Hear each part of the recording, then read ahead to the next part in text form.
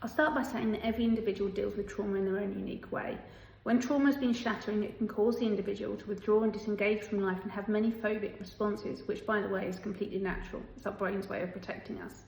So we all know about the phobic response, avoidance of an object, person, animal, or situation due to aversion, anxiety, or even terror. Sadly, untreated phobias can shrink people's lives due to the ongoing and often increasing avoidance of said things.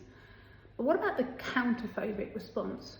Well, again, it's a trauma response, but it's a phenomenon that occurs when the individual engages with life with a ferocious intensity, causing them in some cases to go towards danger rather than away from it, in an unconscious attempt to gain control over their original trauma or traumas.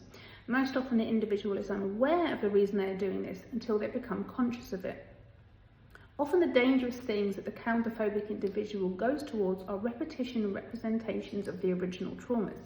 For example, if you grew up in a home with violence and you knowingly enter into violent situations or violent relationships in an unconscious attempt to create a different outcome.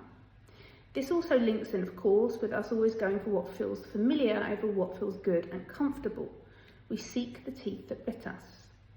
There are a number of reasons why an individual might develop counterphobia. One theory is that it's a form of self-protection where the individual is trying to prove to themselves that they can handle the feared stimulus and that it's not as dangerous as they initially thought.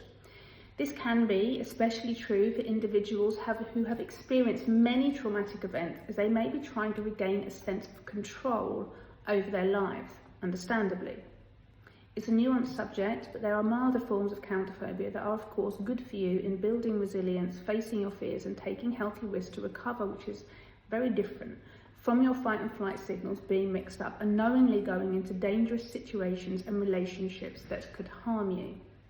The most important thing to do, as always, if you're concerned about being phobic or counterphobic, is work with a trained professional.